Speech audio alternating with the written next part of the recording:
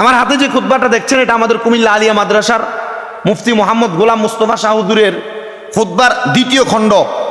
এটার মধ্যে 60টা বিষয় আছে, 60টা বিষয়।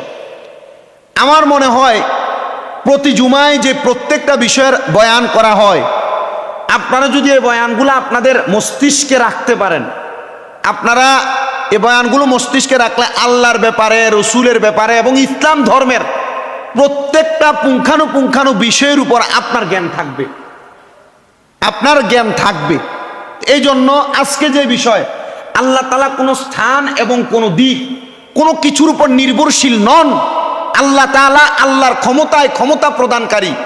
আমরা আমাদের অন্তরে এই বিশ্বাস স্থাপন করে যদি আমাদের ইবাদত বন্দেগী পরিচালনা করতে পারি, তাহলে দেখবেন আমাদের ইবাদত আল্লাহর কাছে কবুল হবে এবং আমরা যে আল্লাহ তাআলার দরবারে ইবাদতগুলা করে আল্লাহর কাছে শান্তি কামনা করি, দোয়া কামনা করি।